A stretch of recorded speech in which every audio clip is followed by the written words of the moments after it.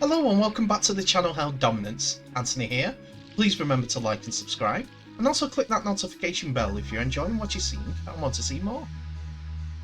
Coming up is Monday and it's the Super League Roundup. What more do you need to know?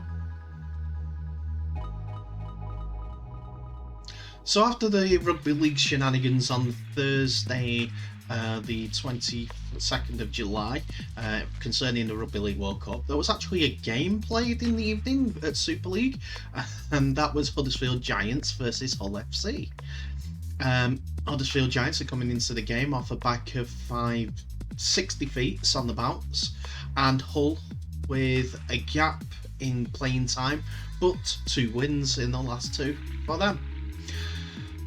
There was a lot of injuries, and it saw Ollie Russell and Will Price playing in the halves for Huddersfield Giants, where Hull were basically a full strength side. And we thought it was going to go to form, with Hull scoring in the first try of the game.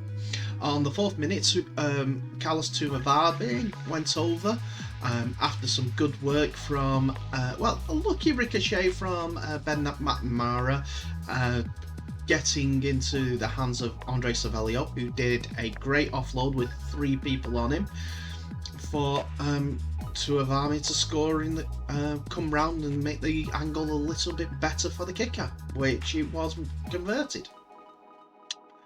This was followed up by one that went up to the bunker.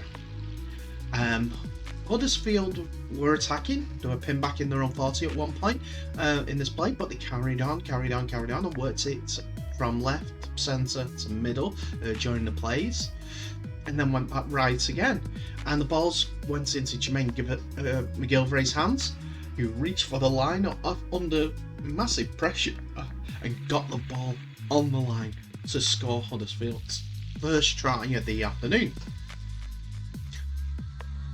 So, the kick was unfortunately missed on this one, but it didn't deter Huddersfield as they came back, as Peets went over from dummy half, scoring just right to the posts, which was converted by Russell.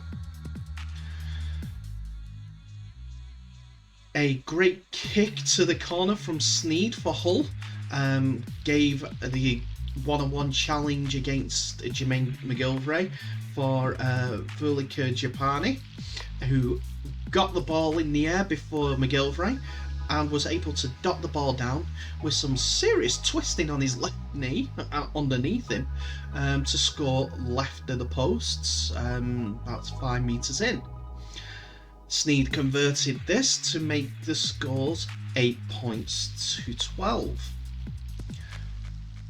Next, it was Hull's turn for another try. This is all coming in the first half, as on the 27th minute, another kick towards McGillivray's wing was caught and patted back by Manny Fanua, and this ended up in Jordan Lane's hands, who just had the simplest action to pick up the ball and put the ball over the line. Mark Sneed actually hit the post on this kick, and it was possibly his easiest one of the afternoon so far. But he wasn't the only one to hit the post, as Huddersfield came back on the 31st minute when Luke Yates went over after a great break by Yates to find himself in space left of the posts. Ollie Russell hit the post on this kick. It was a bit more difficult than the Sneed one, not too much more, but he still hit the post.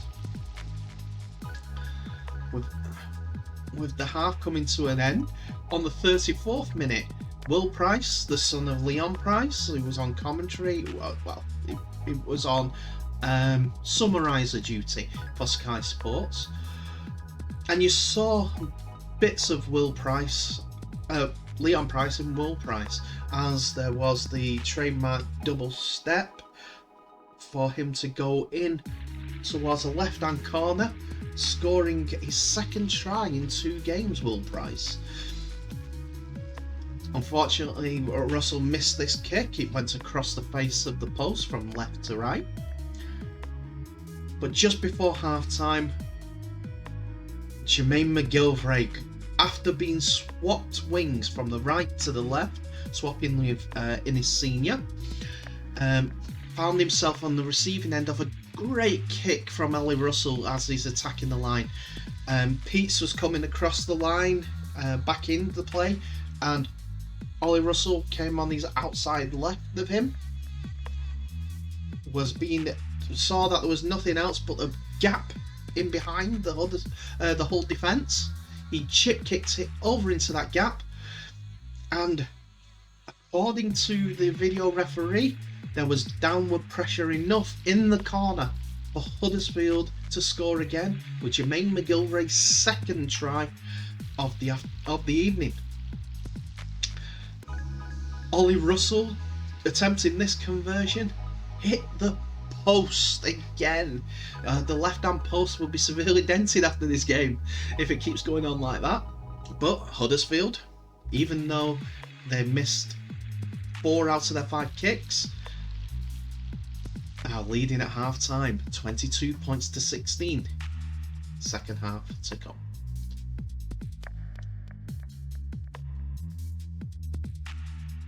So what a second half! What a great game that was! The game ended 40 points to 26 after a 22 half-time 16 lead for Huddersfield. And Huddersfield had Jermaine McGilvray go over twice more during the half. And also, on his 300th appearance, Leroy Cudjoe scored on the 73rd minute. 2 of the 3 tries were converted by Russell. But after his disappointment of being in the combined side rather than the England side, Leroy Cudjoe, Jermaine McGilvray with 4 tries, and he said after the game he didn't deserve the man of the match award that Sky did because the forward set the platform, and they truly did. I know that Vili Kijabani went over for his second try, and Chris Sete scored his on the 77th minute, with Sneed converting only 1 of those for Hull's 10 points in the second half. But they were down to 10 men, unfortunately. But that's not the last of the story. It was a wrestle. It was tough. It was a great result for for Huddersfield, as it's the first win in 7. Hull FC just coming back from a bit of a spell through COVID, and Hull on the 60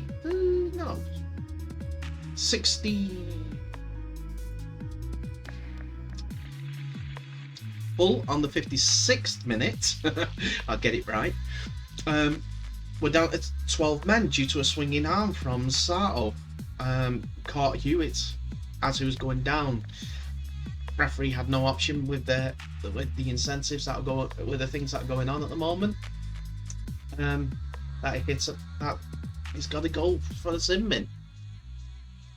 Frustrations though bubbled up at the end for Hull as a fight broke out between players and a pull apart. First of all, Andre Savelio was sent off in the incident, but followed up because Josh Jones was sent off for running in and throwing punches at the end of the game. This was almost the last part of the game, as a penalty was actually given. It wasn't after the hooter. The hooter may have gone, but the incident occurred just before the hooter. And how do I know this? Because I started recording a version of this part of the video before the fight struck out. It's a good game for Huddersfield, first win in 7, and Hull, their season's been a bit bitty, shall we say, because of COVID, because of injuries, because of game pullouts by their opponents. They'll have to make do. But I also thought that Hull would have won before this game, but Huddersfield proved me wrong. Maybe this is the start of something new for Huddersfield. Out of the two half backs for Huddersfield, Ollie Russell did really well. He kept kicking on the kept going on the offensive, where Will Price was composed, handing the ball on. Yes, helping out in the offensive department. One kick that he had went too long, didn't stay in goal. It went too long, and he was a bit disappointed about that. But overall, the young lads did well for their team and pushing the Huddersfield team around the park.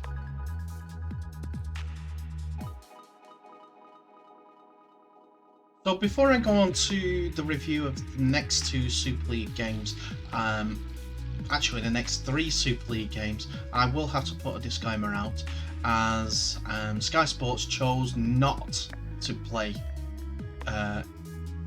not to show these games on Sky Sports. I know the French one would have been difficult, as the Catalan's deal had run out and they'd only just got an opponent 2 days beforehand, but they got prior knowledge of Leeds versus Warrington being off on the Monday, and they had the choice to either go to Leeds or Wigan.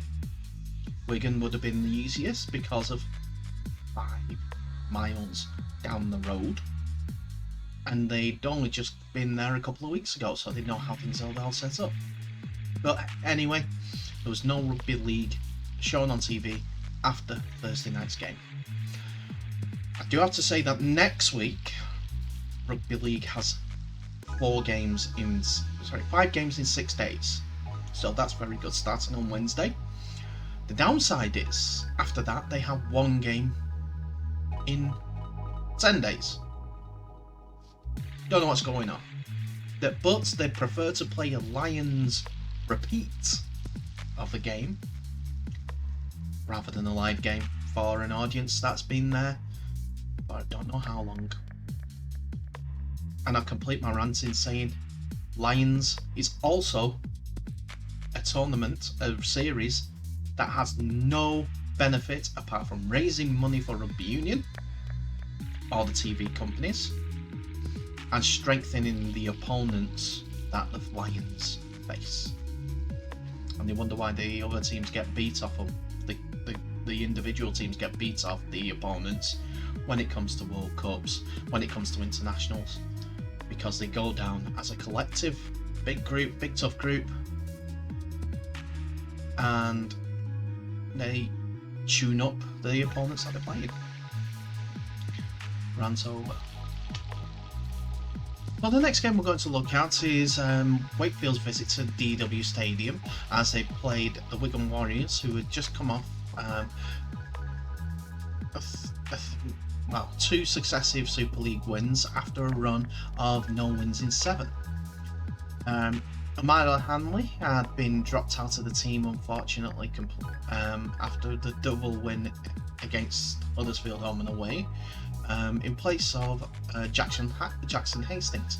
Hanley's exclusion seemed a little bit harsh because of all the reports that were out there. He played really well at fullback, and Wigan fans were hoping that Jackson Hastings would have been back into the halves rather than playing fullback. But fortunately for Wigan, Jackson Hastings was the star of the show for Wigan Warriors, as they made it 3 consecutive wins in the Super League with a dominant 25-12 victory over Wakefield Trinity. Warriors were the better team in the opening 40 minutes and were unable to make their dominance count in terms of points, as they led only 9-0 at the break.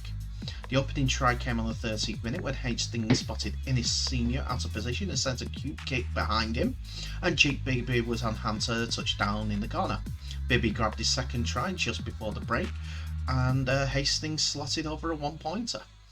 Harry Smith was unsuccessful with both kicks. Wakefield had chances to score themselves, with Senior, David Fafita and James Batchelor going close, but Wigan's defence held firm.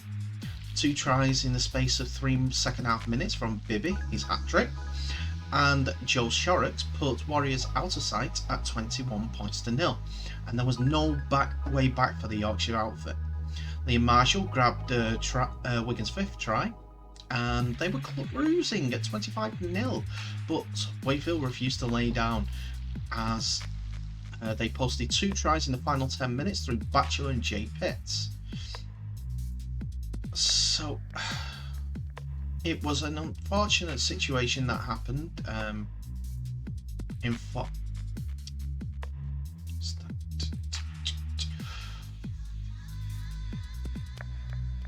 So Wakefield could not lay a finger on Hastings throughout the entire game. He was everywhere for the Warriors and unsurprisingly played a key part in the 5th try of the night. His pass out of the left allowed Marshall to race in for his 2nd try of the season. So, as Wigan move up the table after 3 decent wins, Wakefield are still languishing near to the foot of the table. They keep getting players back and they keep getting injured again because their star Tom Johnson is a bit in and out of fitness at this point, which is very, very unfortunate for rugby league as a whole. We want to see players like that playing in the league, flying in the corner, space to burn, unbelievable, an athlete. But we have to be aware that injuries occur. It's tough on the young man, but I hope he comes back stronger before the end of the season. If not, very strong next year to tear the place on fire. As he will need to, with Tom Lynham rumoured to be lined up for Wakefield, and young winger being touted as signing a new contract on the other wing, and that player being Lewis Murphy. So it's highly rated, and Wakefield have got a good built reputation of building players up. So hopefully that will continue with this young man as they look to give Chris Chester another season of success. Well, a season of success next year.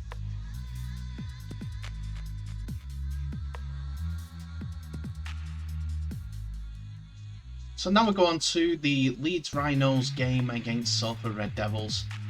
The previous encounter was a fiery encounter as there was 2 fights that broke out, especially a straight knockout on Conrad Hurrell made by Lee Mossop.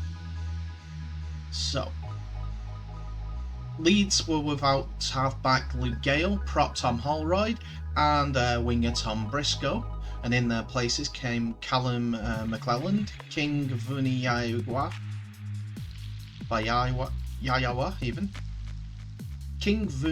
Yayawa, and Ash Hanley in the starting side.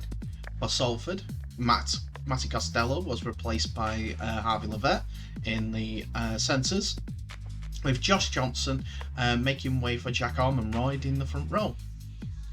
3 minutes in, Salford centre Christian Inu looked to have scored, but the referee waved the try away. Instead, the home team took the lead just 5 minutes later through Newman. After a quick interchange of passes with Ash Hanley on the left wing, the centre dived over to put the Rhinos 4-0 in front. Martin nailed the conversion from the sideline to make it 6-0. Almost immediately, Leeds marched Salford down the field and were in again for another try on the same flank, this time through Leeming. Hanley found space out wide and puts Leeming through to cross before Martin took the lead to 12-0. The Rhinos were dominant and Salford struggled to get the ball out of their own half, and in the 24th minute Martin inched Leeds further ahead with a penalty goal after Lee Mossop was penalised for a lifting tackle. Salford continued to find it difficult to break down and committed Rhinos defence, and 9 minutes before half-time Leeming continued Leeds' dominance when he broke through some soft tackling to make it 18-0. Martin added the extras and Leeds looked in complete control as interval approached. They were able to see out the half, and the scores were 20 points to 0 at half-time. In the second half though, Salford started strongly and finally got on the scoreboard at the 47th minute when Ken Seo dived over the right wing. Inu was unable to convert the try from out wide. Soon after, Tui Lolahia was sent to the sin bin for dissent, and then Salford teammate Sebi Kahivo joined him on the sidelines after a scuffle broke out. Tempers were flaring. Leeds took advantage of the 2 men extra, and McClellan touched down to sniff out any opportunity of the Salford comeback. Martin took the lead out to 26-6 with his further successful conversion of the night. 3 minutes later, Uni Yayawa grabbed Rhinos' 6th try of the contest, with Martin again landing the conversion. Salford managed to pull a try back by Lolahia after he won a race to Kensio's Grubber to score, before Matt Pryor and Inu traded tries to conclude the scoring. The score ended 38 points to 16 to Leeds Rhinos. Just to give you some context, Martin kicked 7 out of 7, and Krishnan Inus kicked 2 out of the 3 attempts that he had.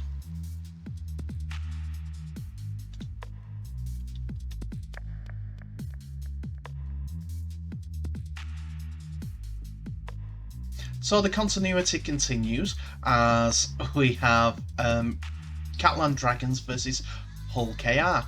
Hull KR were meant to be playing St Helens this weekend, but due to a COVID outbreak in the St Helens camp, they weren't able to complete a side. So other than stopping and resting on their laurels, Hull KR decided to move their fixture to Catalan Dragons to the following Saturday, and it was appreciated by the entire Rugby League, RFL, Super League, and proves that Hull KR are determined to play Rugby League. They are a bit ring rusty after not played for 5 weeks, but were full value for their lead of 26 points to 12 at half time. So Rovers were first to score when Jordan Abdul followed up a powerful break by Brad Takirangi and Jez Litton. Abdul brushed it off 3 tackles to cross the line after 5 minutes and converted his own try. But loose forward Dean Hadley dropped the ball on his own 30 metres line, and Dragons' second row Matt Whitley gleefully collected to stroll unhindered between the posts, with Arthur Morg converting to level it at 6-6 with that try for the Catalan Dragons. The Robins hit back on 20 minutes when Sean Kenny Dowell mopped up a fumbled kick by Tom Davis to cross the line. Abdul converted to make it 12-0, but Sam Tompkins struck back for the host with a sidestepping dash to the left of the post for the try, with Moore converting to level the scores once more. Abdul struck a penalty on the half hour to put Rovers in front, and the arrival of giant prop Sam Cassiano from the bench seemed to spark the Dragons. Abdul soon put it out with a towering bomb that bamboozled Tompkins and Minikin, for Minikin to collect and swoop between the sticks. Abdul added the conversion to make it 20 points to 12 4 minutes before half time. But Rovers had not clipped off yet. Adam Quinlan raced 50 metres to shrug off Tompkins to score again, with Abdul converting to make the scores, as I said at the interval, 26 points to 12. Whitley picked up his second try of the game with a clever pass from Arthur Morgs.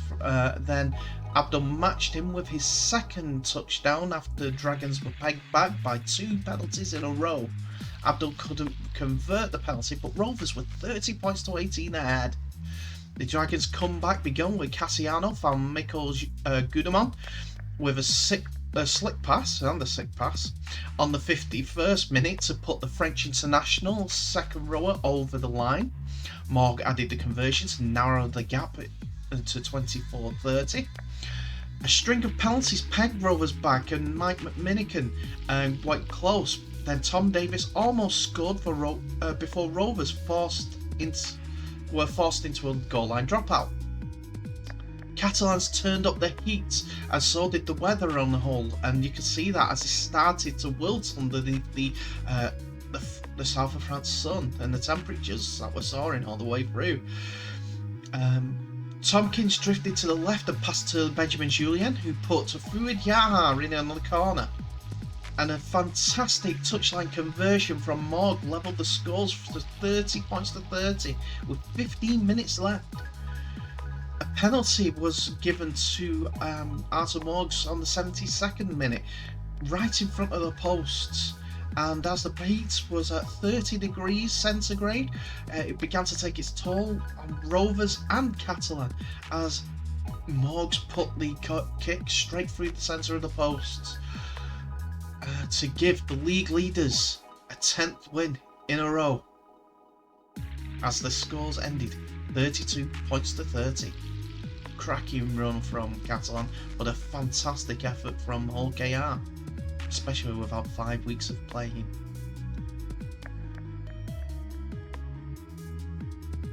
So that's it for another video, ladies and gentlemen. Thank you so much for watching. Please remember, like, subscribe and share the video worldwide. Also remember to have fun and enjoy these videos. We can grow the rugby league ourselves when other ones are trying to destroy it. But on the serious note, stay safe, stay healthy, and I'll see you in the next video.